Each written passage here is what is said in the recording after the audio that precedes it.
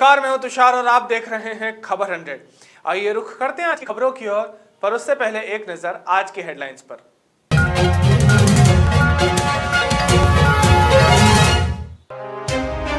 देश के सभी राज्यों में 2 जनवरी से कोरोना वैक्सीन का ट्रायल रन। नए साल के जश्न पर भारी सर्दी का सितम, दिल्ली में 3 डिग्री तक गिरेगा तापमान।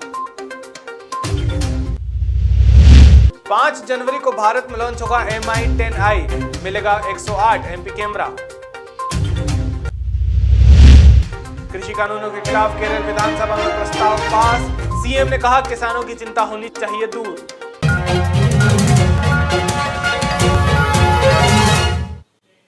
मध्य प्रदेश राजगढ़ जिले के प्रमुख नगर ब्यावरा के बस स्टैंड से एक कैदी पुलिस को चकमा देकर फरार हो गया, जिसकी सूचना पुलिस ने ब्यावरा थाने में आकर दी, जिसके बाद पुलिस अलर्ट हुई।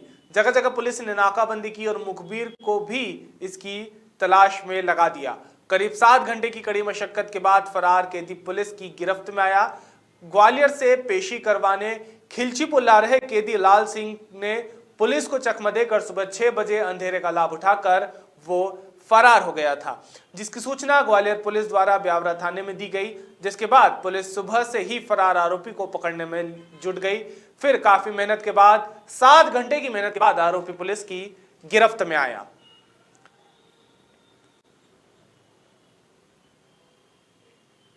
इंदौर में नए साल के जश्न के दौरान शराब पीकर हुड़दंग मचाने वालों के खिलाफ सख्ती बरती जाएगी और तेज रफ्तार वाहन चालकों पर पुलिस की ओर से शिकंजा कसा जाएगा। यातायात पुलिस ने नए साल की शुरुआत से पहले 31 के दिन रीगल तिराहे पर जागरूकता अभियान चलाया और वाहन चालकों को समझाइश दी। आज हम विशेषकर 31 को दृष्टिगत रखते हुए शराब पी के वाहन न चलाएं, इस संबंध में हम पंपलेट के माध्यम से, हमें बैनर के माध्यम से आम जनता को जागरूक बना रहे हैं, प्रेरित कर रहे हैं कि शराब पी के गाड़ी न चलाएं या शराब पिए नहीं तो बहुत ज़्यादा अच्छा है। और आज रात्रि में 31 में इंदौर शहर में बहुत ज़्यादा इसको विशेष करके मनाया जाता है। हमने हर चौराहे कम से कम 260 अधिकारी जवान लगाए हैं चौराहे पे। अगर इस तरह से उद्यम करने वाले या शराब पी के वाहन चलाने वालों के विरुद्ध पूरी तनाजर से चेकिंग करेंगे। अगर नहीं तो हम अस्पताल ले जाकर डॉक्टरी भी कराएंगे। किस प्रकार की कार्रवाई की जाएगी सर? शराब पी के अगर वाहन चलाते पाए जाए तो मोटर व्हीकल एक्ट के तहत हम कार्रवाई करेंगे। कितने स्टॉप लगाए हुए? पूरे शहर में हम दोनों पूर्व और पश्चिम में करीब 260 स्टाफ अधिकारी कर्मचारी लगाए हुए हैं। सर, इंदौर नंबर 1 है स्वच्छता के लिए, क्या ट्रैफिक में भी नंबर 1 आए? अच्छा, मेंटेनेंस उसके लिए भी आप लोग इंदौर शहर ट्रैफिक के लिए भी नंबर 1 आने के लिए हम भारी भरसक प्रयास कर रहे हैं। ये आम जनता अगर सहयोग करेंगे, आम जनता की अपनी जिम्मेदारी बनती है जो वाहन चलाने वाले हैं, अगर वो भी अपने सहयोग करेंगे। हाल ही में मध्य प्रदेश के चिकित्सा शिक्षा मंत्री विश्वास सारंग का बयान सामने आया, जिसमें विश्वास सारंग ने कोरोना के नए स्ट्रेन पर कहा कि कोरोना के नए स्ट्रेन पर सरकार मुस्तैदी से नजर रख रही है। जो मामले आए हैं उनके सैंपल जांच के लिए भेजे गए हैं। स्ट्रेन का मामला हो या फिर पुराना कोरोना, सभी चुनौतियों के लिए सरकार पूरी तरह से तैयार है।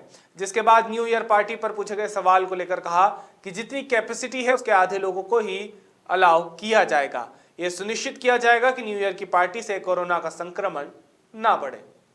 ये पूरी दुनिया में एक खबर है कि कोरोना वायरस का नया स्ट्रेन आया है, परंतु अभी भी ये शोध का विषय है। पर हमारी सरकार पहले दिन से कोरोना को लेकर मुस्तैदी के साथ काम कर रही है। हमारा मानना है कि कोरोना की किसी भी चुनौती को हमें पूरी ताकत के साथ निपटना है और इसीलिए शिवराज सिंह चौहान जी के नेतृत्व में मध्य प्रदेश की सरकार, चाहे टेस्टिंग का मामला हो, चाहे इलाज देने का मामला हो, चाहे दवा का मामला हो, बिस्तर का मामला हो, ऑक्सीजन का मामला हो, वेंटिलेटर का मामला हो, हम हर स्तर पर पूरी तरह से हर चुनौती का सामना करने को तैयार है।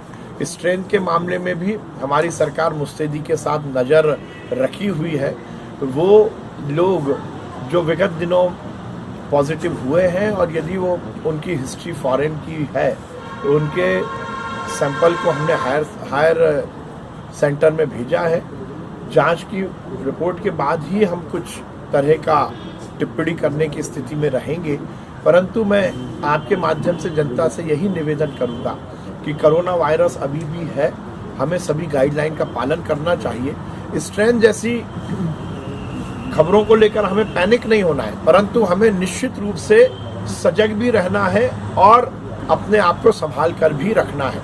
चाहे स्ट्रेन का मामला हो, चाहे पुराने कोरोना वायरस का मामला हो, हम हर स्थिति की चुनौती को स्वीकार करते हुए हर स्थिति से निपटने को तैयार है। मध्य प्रदेश की सरकार किसी भी तरह की चुनौती का सामना करने को तैयार है। हमारी भोपाल कलेक्टर अविनाश लवानिया औचक निरीक्षण करने राजधानी भोपाल के जयप्रकाश चिकित्सालय पहुंचे, जहां पहुंचकर उन्होंने स्वास्थ्य व्यवस्थाओं का जायजा लिया।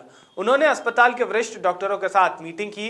कलेक्टर अविनाश लवानिया ने कहा कि कायाकल्प के साथ ही साथ हॉस्पिटल में साफ सफाई, सैनिटाइजेशन, इंस्पेक्शन, प्रिवेंश के साथ सभी प्रोटोकॉल का पालन हो और ये सभी डिपार्टमेंट में सारे रूल्स फॉलो हो। साथ ही भोपाल कलेक्टर ने कोचिंग संस्थानों के खोले जाने को लेकर कहा कि कोचिंग को लेकर विषय स्पष्ट है। अन्य शहरों में, अन्य स्थानों में कोचिंग को वापस चालू किया जा चुका है। भोपाल के छात्र छात्राएं इससे वंचित न रह जाए तथा उनके एग्जाम में वो पीछे ना रह जाएं, इसी की चिंता के साथ हमने स्टैंडर्ड मेजर के साथ सभी सैनिटाइजेशन के प्रोटोकॉल पालन करते हुए कोचिंग संस्थानों को चालू करने की परमिशन दे दी है। देखिए, सर्वप्रथम मेरी ओर से सभी लोगों को नववर्ष की हार्दिक शुभकामनाएं। मैं सभी से आह्वान करता हूं कि नववर्ष में सेफली प्रवेश करें, मास्किंग और सोशल डिस्टेंसिंग के सभी प्रोटोकॉल्स का पालन करें और साथ ही साथ जैसा कि आप जानते हैं, हम लोगों ने गाइडलाइंस इशू कर दी हैं। धारा 144 में जो 10 बजे तक का बंधन था उसको रिलैक्स कर दिया गया है, परंतु इसके साथ ही साथ जो अन्य गाइडलाइंस हैं जिसमें सोशल डिस्टेंसिंग, केवल 50% कैपेसिटी के साथ ही लोगों को बिठाना और अन्य गाइडलाइंस शामिल हैं। यदि उसमें से किसी का भी कोई उल्लंघन करता हुआ पाया जाता है तो उसमें धारा 188 के तहत विधिवत कानूनी कार्रवाई की जाएगी।